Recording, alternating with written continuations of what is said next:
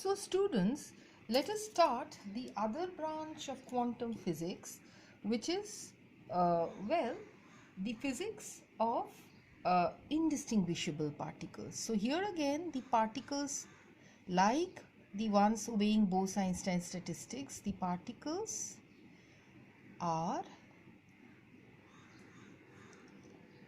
indistinguishable. The particles are indistinguishable. Okay, so you see, since the particles are indistinguishable, here also the following basic postulates have to be considered. The basic postulates. So this again is quantum statistics for another class of particles. Okay, the quantum statistics for another class of particle. So basic postulates, you see what they are.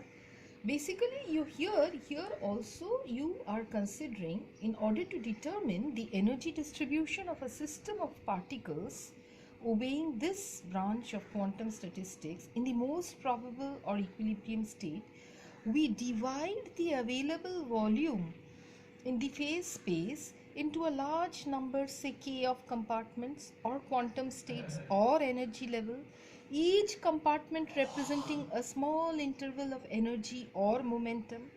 Now if we mark the compartments as, suppose we mark the compartments as 1, 2, I, k, like this, and their mean energy values, this is how we are marking the compartments, and the mean energy values we are marking them as U1, U2, you can call them epsilon 1, epsilon 2. In many books they use epsilon as notation. I have used it once in the discussion.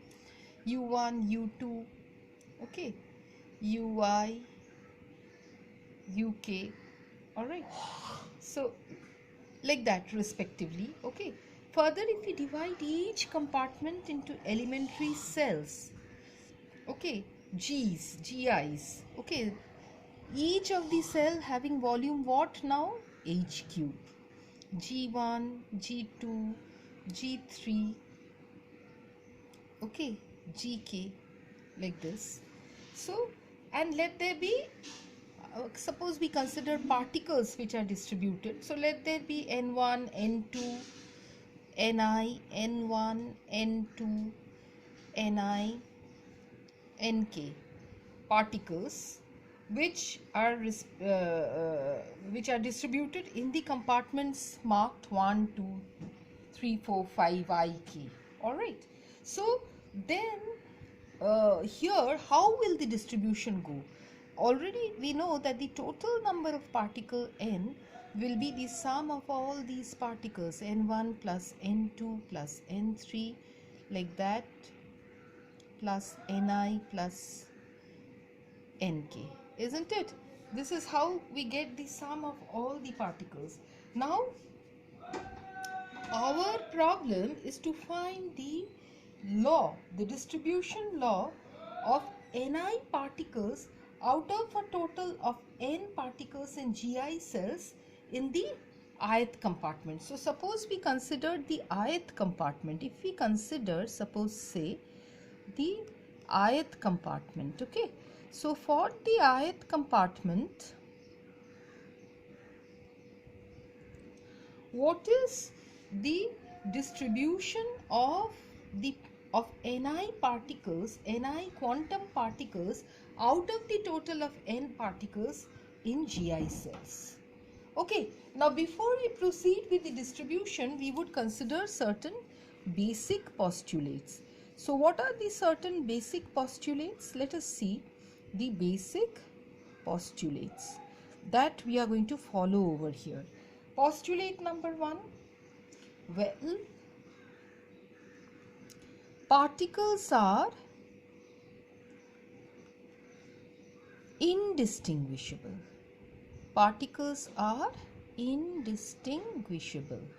Okay, so this is postulate number 1, which is Very important. And here, unlike Bose-Einstein distribution, where any number of particles can occupy a cell, we have one particle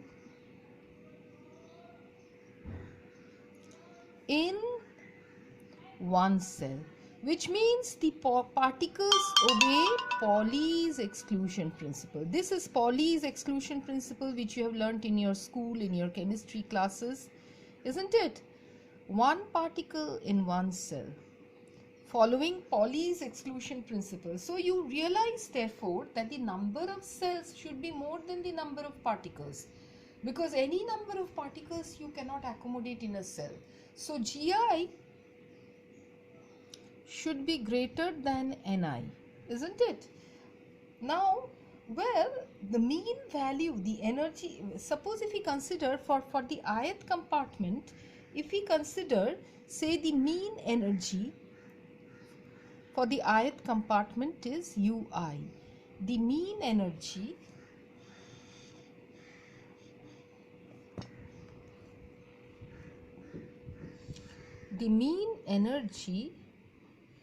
for ith compartment, if we take this as equal to Ui, okay, then, well, this compartment, the ith compartment having the mean value of energy Ui, will contain Ni particles and Gi cells. Okay, all right. Now, out of all the Gi cells over here, only Ni can be filled by Ni particles following Pauli's exclusion principle, isn't it? So, well, after the Ni particles fills a portion of the Gi cells, Gi minus Ni cells will remain vacant. Now, the Gi cells which are filled up by the Ni particles, these Gi cells can arrange themselves in factorial Gi ways, and that arrangement is meaningless. And also, Ni particles can make an arrangement among themselves in factorial Ni ways, which again is meaningless. So, what will be the number of meaningless, so if we consider Gi cells, then the total number of permutations, see, the total number of permutations for Gi cells will be factorial Gi, isn't it? And the number of meaningless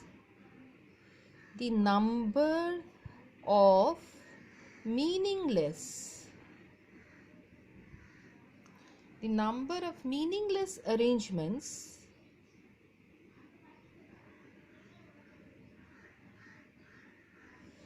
is equal to factorial Gi minus Ni.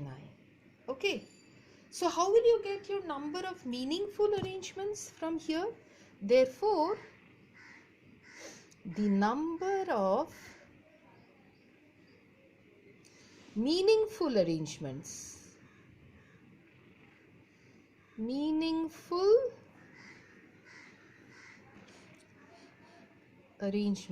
you see, the number of meaningful arrangements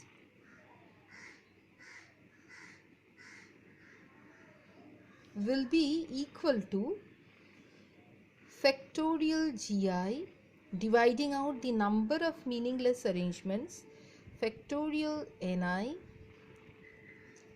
factorial Gi minus Ni. Okay, and this actually gives you your overall thermodynamic probability W for all compartments. So for all compartments, since the effect is independent, it's the product. All right, so this is how you get your thermodynamic probability for particles, for the class of particles where you have one particle in one cell. Now this was actually formulated by Fermi and Dirac, and so this class of statistics of particles has been named as Fermi-Dirac statistics. So this comes with the invention of Fermi and Dirac. So this actually is your Fermi-Dirac statistics. Okay, all right, so let's stop over here for this slide.